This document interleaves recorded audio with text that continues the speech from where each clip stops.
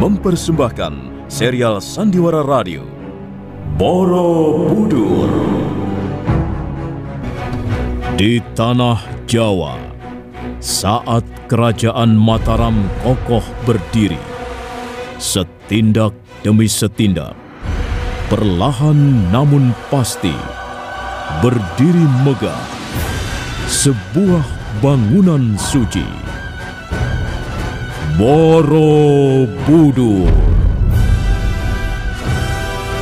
Diangkat dalam serial Sandiwara Radio dengan kisah Kabut Pelangi di Mataram. Naskah karya Edi Dosa, ide cerita Pinandita dan S. Tijab.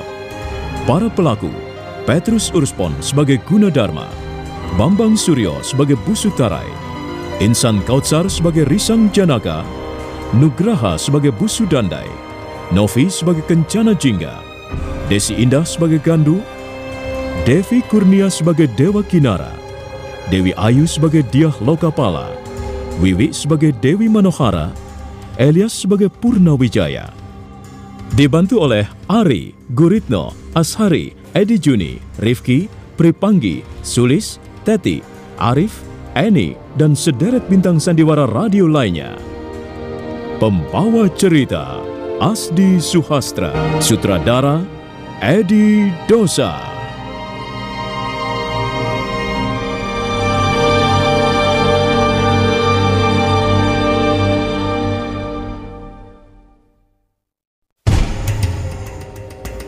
Malam itu Rakai Watan mengundang Gandawi Yuha yang sudah menjadi pengawal pribadinya ke ruang biliknya. Mereka lalu terlibat dalam sebuah percakapan yang mengasihkan. Rakai Watan bersikap sangat terbuka. Demikian pula Gandawi Yuha berusaha menanggapinya dengan tegas dan berani sesuai dengan watak kependekarannya. Bagaimana perasaan Tuan? Ya, saya merasa mendapat kehormatan karena Tuan Putri Rakai Watan mengundang saya ke tempat ini. Bagi saya ini merupakan penghargaan tersendiri. Tuan sangat pantas dan sesuai mendapatkannya. Janganlah Tuan Putri terlalu memuji. Saya belum berbuat sesuatu apapun untuk Tuan Putri Rakai Watan. Saya bukan bermaksud memuji, melainkan mengatakan sesuai dengan suara hati nurani saya sebagai seorang wanita. Terima kasih atas kepercayaan Tuan Putri. Harap Tuan ketahui, ada 5 perkara yang harus saya selesaikan, Tuan Gandawi Yuha. 5 perkara yang membuat hidup saya selalu gelisah siang malam. Pertama, menyingkirkan Pramodawardhani dari tahta permaisuri. Kedua, mengusir Wangsa Sailendra dari Nusa Jawa. Ketiga, mengembalikan kedudukan saya sebagai permaisuri Sri Maharaja Rakai Pikatan. Keempat, mendudukkan Dewa Kinara anak laki-laki saya sebagai putra mahkota. Semua perkara ini belum ada satupun yang saya capai hingga sekarang. Dan semua itu masih dalam angan-angan saya. Dan apa perkara yang kelima, Tuan Putri? Perkara yang kelima adalah perkara yang sebenarnya paling mudah, yaitu menghancurkan pembangunan Kamulan Bumi Sambara Budura. Bagaimana menurut pendapat Tuan Gandawi Yuha? Apakah kelima perkara tersebut, apakah cita-cita saya akan terwujud? Dan apakah keinginan saya ini masuk di akal?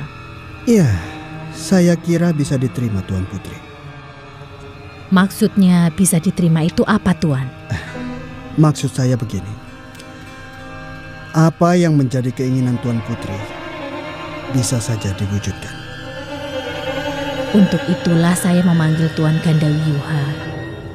Tuan harus membantu saya mewujudkan semuanya itu. Mewujudkan cita-cita saya.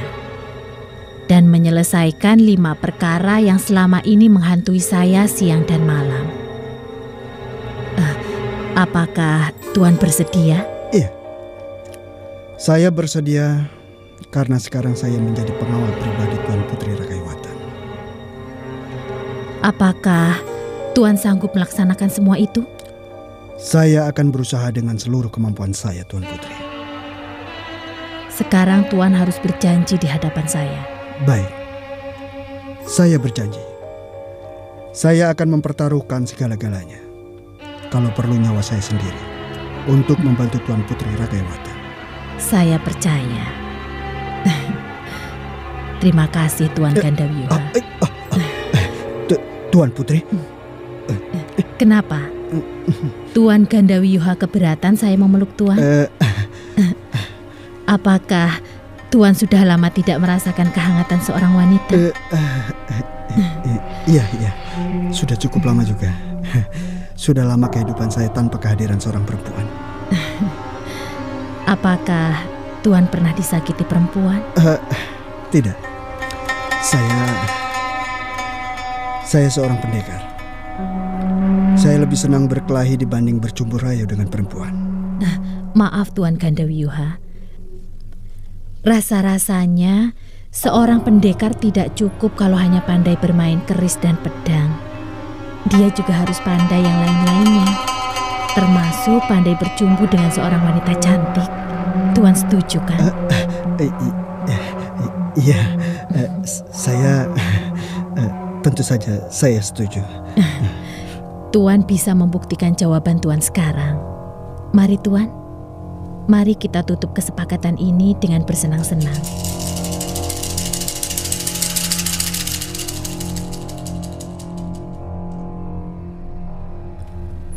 Ampun Tuan Busu.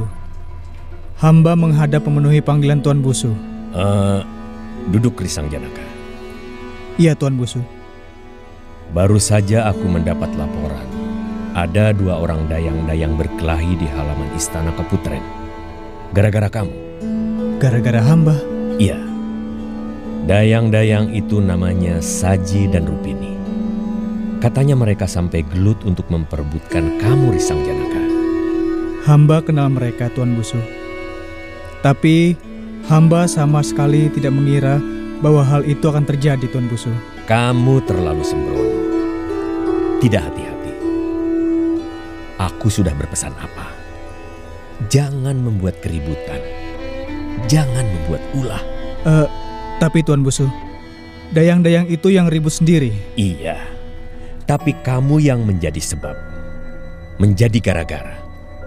Kamu yang menjadi titik pangkalnya. Untung keributan itu segera reda. Kalau tidak, kalau sampai terdengar Sri Maharaja, rencanaku bisa gagal. Ampun Tuan Busu. Hamba mohon ampun. Kalau sekiranya Tuan Busu menganggap hamba bersalah. Mestinya kamu jangan bergaul dengan para dayang-dayang itu. Jauhi mereka. Pusatkan perhatianmu pada tugas. Bersikap biasa-biasa saja.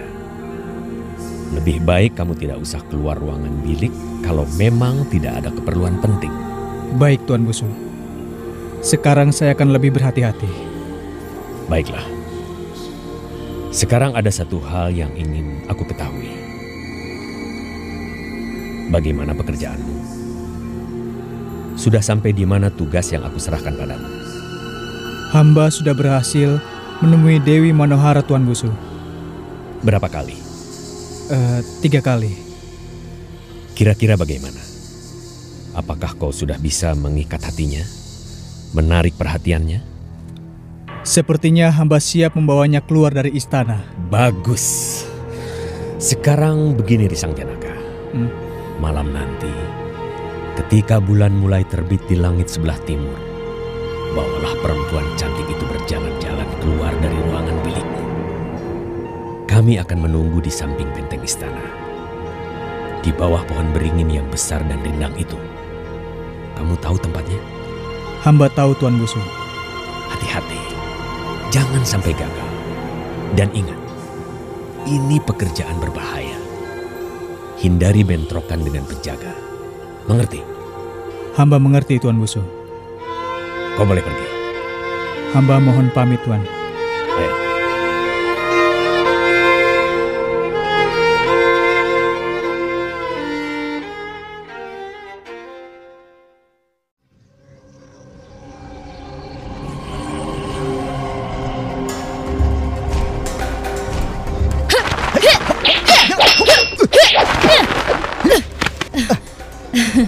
Bagaimana Tuan Gandawiyuha?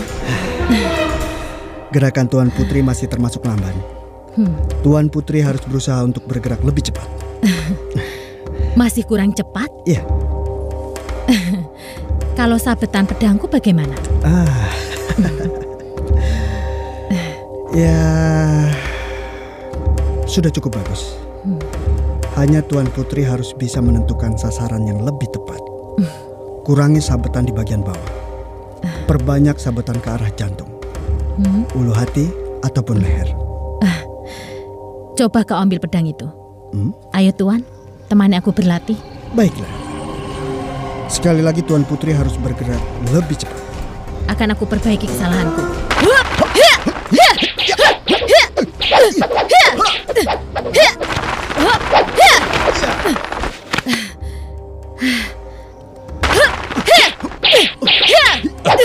Tuan Putri, Tuan Putri. Ada apa prajurit? Apa kau tidak tahu aku sedang berlatih? Mengganggu saja. Ada apa? Ini ada surat untuk Tuan Putri. Surat? Iya. Dari siapa? Dari Tuanku Busu Dandai. Prajurit itu menyerahkan selembar surat. Rakai Watan segera merobek sampul surat dan membaca isinya. Selanjutnya dia melambaikan tangan, mengajak Gandawiyuha pergi ke ruangan pendopo. Dia lalu menceritakan sebagian isi surat yang menjelaskan bahwa Dewi Manohara adalah manusia jadi-jadian. Wujud aslinya berupa Cundrik Mataram. Dan sekarang Busu Dandai bermaksud menculik wanita cantik itu.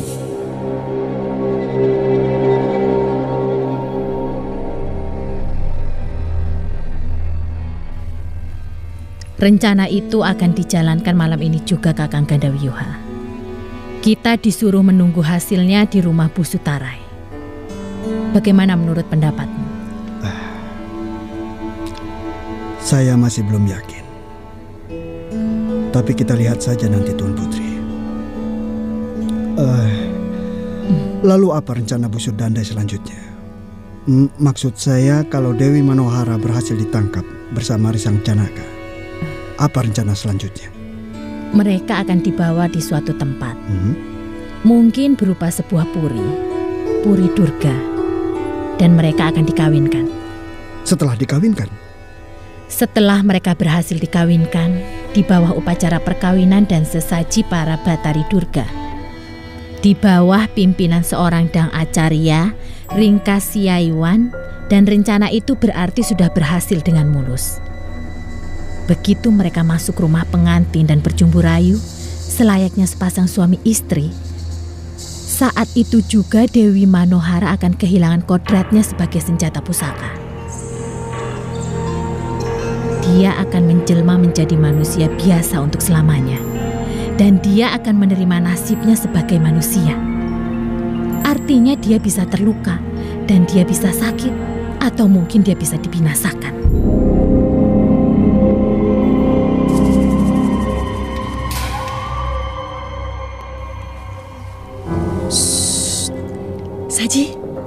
Saji. Siapa kau? Aku, Rupini. Sini sebentar, Saji. Aku di sini, di balik pohon Tanjung ini. Oh, apa yang kamu lakukan di sini, Rupini? Aku tahu. Kau diam-diam bermaksud menemui Kakang Janaka, bukan? Sudahlah, sekarang bukan saatnya untuk cemburu. Dan aku yakin Kakang Janaka tidak akan singgah di hatimu ataupun di hatiku. Karena rupanya diam-diam dia mempunyai simpanan dayang-dayang yang lain. Hah? Siapa? Kau akan segera tahu. Ayo, pelan-pelan saja. Jangan membuat gaduh. Sekarang kita intip ruangan biliknya. Kau akan segera tahu siapa perempuan yang berhasil merebut hati Kakang Janaka. Ayo. Bagaimana, Saji? Kau percaya sekarang apa yang kukatakan? Manohara. Iya. Rupanya Kakang Janaka lebih tertarik pada Manohara. Kalau begitu, percuma kita tempo hari sampai gelut ya, Rupini? Iya, sia-sia. Toh kita tidak mendapatkan apa-apa. Malah kita kena murka dari Sri Kahulunan. Tapi sudahlah, lupakan soal gelut. Sekarang, apa yang sebaiknya harus kita lakukan, Saji? Apa ya? Memang Manohara itu cantik sekali. Pantas kalau Kakang Janaka berpaling padanya. Tak ada dayang-dayang di istana keputrian ini yang mampu menandingi kecantikan Manohara. Lalu bagaimana dengan Pangeran Putra Mahkota? Bukankah Manohara itu gundiknya Pangeran Lokapala? Nah, aku juga sudah berpikir ke situ. Sekarang begini saja, Saji. Kita laporkan saja pada Pangeran Putra Mahkota bahwa Manohara diam-diam menjalin hubungan asmara dengan Kakang Janaka. Bagaimana?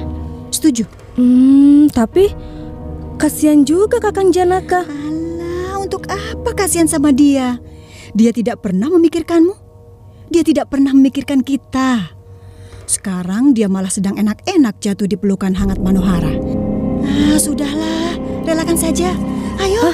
Tapi kalau sampai nanti terjadi keributan bagaimana? Aduh, kamu ini rewel sekali. Ayo cepat. Biar saja ribut. Toh kita tidak melakukan kesalahan apa-apa. Kita hanya melaporkan apa yang benar-benar terjadi. Kita tidak berdusta pada siapa-siapa. Sudah, ayo. Iya.